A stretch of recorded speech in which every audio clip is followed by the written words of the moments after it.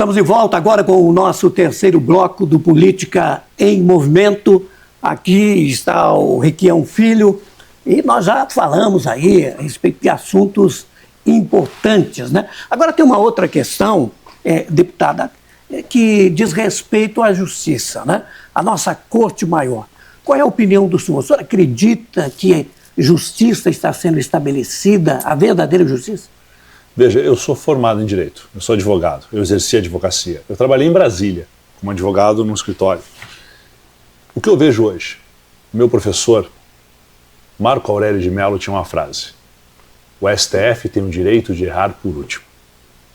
Né? O problema é que tem errado muito, por bem e por mal. Eu não gosto quando nós temos ativistas judiciais, quando o judiciário tenta fazer leis, quando o judiciário se impõe à democracia. Então, quando estamos buscando salvar a democracia, eu acho ok. Quando nós extrapolamos a divisão dos poderes, quando o judiciário começa a fazer leis, ao invés de julgar leis, ou dar entendimentos diversos ao que está escrito na lei no sistema brasileiro, isso está errado. Quem faz lei é o legislativo e o executivo. Né? Porque a gente acha que o executivo só executa, e quando a gente vai estudar direitinho, a gente descobre que o executivo tem mais poder de fazer lei, um governador faz mais lei sobre mais assuntos do que um deputado. Porque a iniciativa das prerrogativas são do executivo, e nós votamos e aprovamos. Então, isso se dá devido à democracia. Ao Congresso eleito, à Assembleia eleita, bons ou ruins, foram eleitos pelo sufrágio popular, pelo voto, pela vontade do povo. E bons ou ruins são eles que representam essa vontade. O judiciário chegou lá por concurso ou por indicação. Então, eles deveriam fazer com que as leis fossem aplicadas, não criar novas leis. Então, eu tenho um certo problema com esse ativismo judicial, por parte do TJ, do STJ, do TST, do STM e do STF. Eu acho que quando eles se tornam intocáveis, a gente corre um risco. Já vi isso acontecer no Ministério Público, estamos vendo isso acontecer no Judiciário, essa certeza da impunidade de eu posso fazer o que quero, cria déspotas, e os déspotas são perigosos. Bom, no Brasil existem grandes juristas, né? Juristas que inclusive estão acompanhando de perto o que a Corte Suprema vem realizando. Por que uma entidade tão importante quanto a Ordem dos Advogados do Brasil não se manifesta e não toma a iniciativa? Porque algumas ordens de advogados do Brasil viraram indicações do quinto. Elas só existem para nomear desembargadores e puxar saco de juiz. A ordem, a OAB, que tem uma história maravilhosa em defesa da democracia, em alguns lugares virou apenas mais uma entidade de classe. E buscando os seus favoritos, os seus favorecidos e os seus favores. O que nós temos que ter um cuidado existe uma Constituição a ser defendida e existe uma democracia frágil, como a democracia brasileira, que deve ser defendida. Todavia, porém, contudo, os fins não justificam os meios. Há que se jogar dentro das quatro linhas. A invasão lá ao Supremo, aquele quebra-quebra que aconteceu, as pessoas que foram, inclusive, condenadas, o senhor acha que a Corte Suprema agiu corretamente? 50-50. Tinha que condenar? Tinha que condenar. A condenação foi muito severa? Foi muito severa, principalmente em comparação. Comparação sabe com o quê? Com a condenação dos que realmente organizaram aquilo. Família Bolsonaro, os tais generais, os tais políticos do Congresso, empresários que bancaram, que organizaram, que pagaram, que movimentaram, estão todos soltos. Aquele povo que foi lá... Massa de manobra. Iludido, acreditando que estava fazendo uma coisa boa, porque eu não acredito que aquelas pessoas foram lá com a intenção de fazer algo ruim, foram lá buscando defender algo que elas acreditavam. Elas foram severamente punidas. Mas quem organizou de verdade, fora o Bolsonaro e 2 ou 3 orelha, quem está preso? Quem está pagando por isso? Então, assim, eu acho que quiseram fazer um exemplo, não mexam com o judiciário, quem mexer com o STF será severamente punido. Mas puniram só os pequenininhos, os cabeças estão soltos. Voltando agora à campanha aí para governador, O senhor já está articulando aí a presença firme do presidente Lula na sua campanha? O meu palanque está aberto ao Lula. É o palanque do PDT aqui no Paraná, é um palanque que tem diversos partidos com essa visão progressista de Estado, de gente cuidando de gente, de pessoas para pessoas, a preocupação sempre da parte humana, mais CPF e menos CNPJ.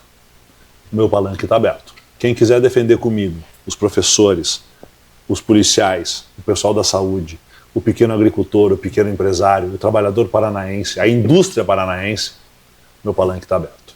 E o PDT? O senhor acha que, com a saída do Ciro Gomes, por exemplo, ficou 10 anos no PDT e era um dos grandes nomes, né? Como o senhor era um grande nome aqui do PDT no Paraná. A saída dele deixa o PDT mais frágil ou não?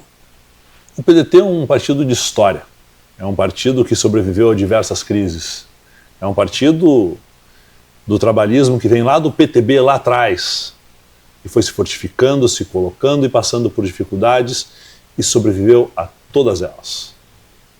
Jango, Brizola, todos demonstraram que é possível continuar, crer e fazer. Você sabe qual é o símbolo do PDT? É uma mão segurando uma rosa.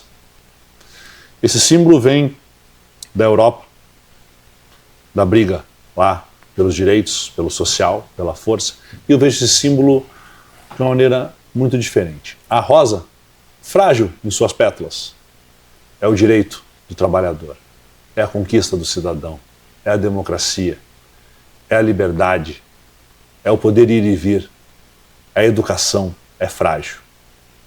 Mas a mão forte que a segura, esses somos nós, que lutam e nos organizamos para ter certeza que essa rosa fica intacta. Porque direito, ele não é perene, ele se conquista e ele se mantém. Se você bobear, te tomam tudo. Já vimos isso por aí. Então a ideia desse PDT, que hoje ainda não é o maior partido do Paraná, mas há de ser. Vamos falar um pouco agora de corrupção, né? É uma questão de suma importância, até porque, infelizmente, os noticiários estão infestados aí de informações que dizem respeito ao envolvimento de políticos com a corrupção, né? O senhor acha que tem como controlar isso? Ou onde existe o dinheiro, existe a fragilidade aí voltada à corrupção? A corrupção, ela advém da fragilidade humana. A ganância de um lado, a vaidade do outro, e essa necessidade de angariar dinheiro de forma fácil, a falta de caráter. Então, a corrupção na política, ela só existe porque existe corruptor. E o corrupto só está na política porque alguém votou nele. Ninguém chegou lá no Congresso sem voto. Agora, olha que incrível. Estamos aqui em Guarapuava, onde falam que a esquerda é corrupta, né? Já escutei bastante isso. Mas você já percebeu que os grandes nomes e a maioria dos nomes envolvidos com o Porcaro são do centro para a direita? PP, PL, Centrão, direita, extrema-direita, Alcolumbre, Eduardo Cunha, todo aquele pessoal lá, tudo da direita e do Centrão? Tudo lá envolvido com o Porcaro. Como é que eles chegaram lá? Tiveram voto. E por que eles tiveram voto? Porque a população não tem acompanhado a política como ela deveria acompanhar. O eleitor é falho, então.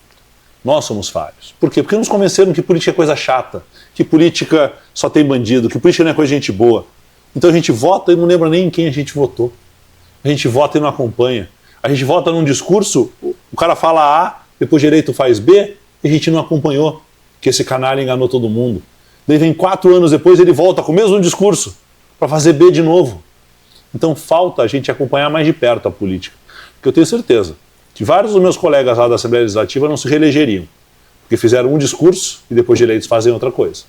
Os caras falam, sou a favor da segurança e da polícia militar, e bate no peito, estufa. Chega lá, aumento pro praça, contra.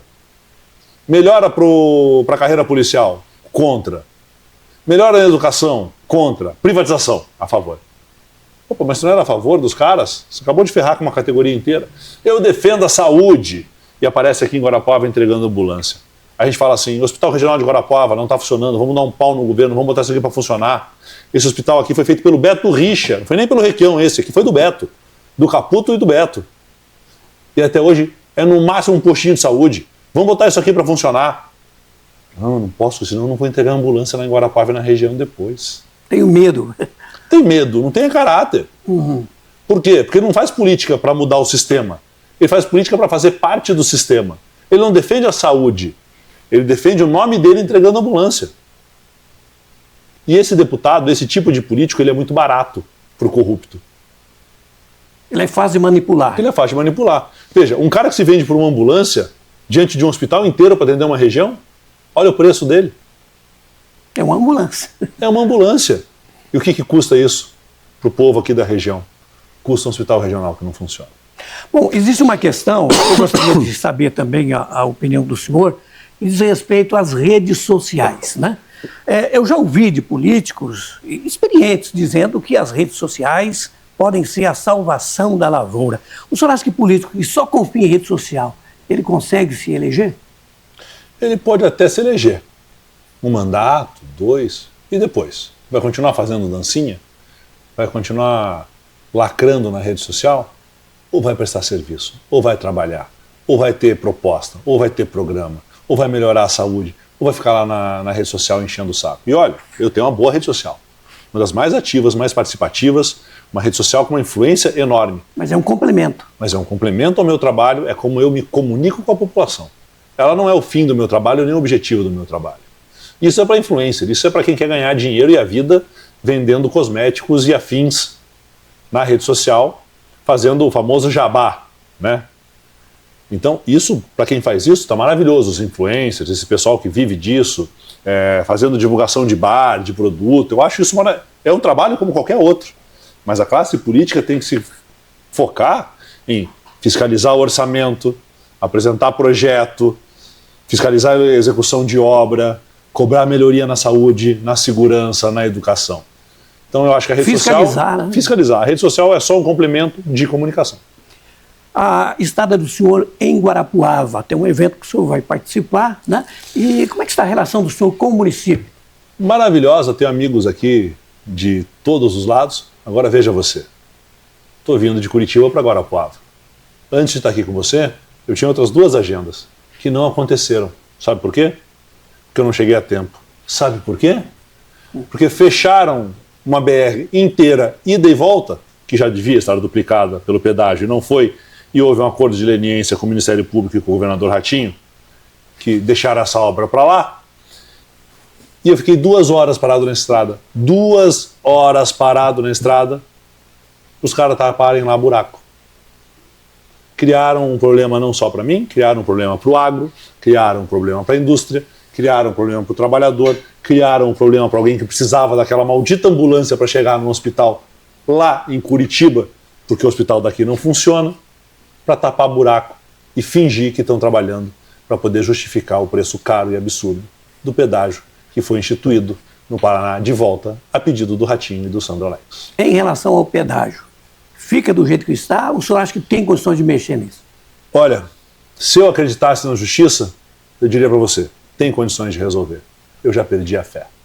Vão ser 30 anos, 35, brigando com esses canalhas, que são os mesmos canalhas da vez passada. Só mudou o nome fantasia. Mudou o bolo, mas a noiva é a mesma, exatamente. A mesma. Deputado Requião Filho, muito obrigado pela sua participação aqui no nosso Política em Movimento. Obrigado, e já que você falou, rede social, @Requião Filho, em todas elas. Muito obrigado pela tua atenção. Até a próxima edição do nosso Política em Movimento. Grande abraço.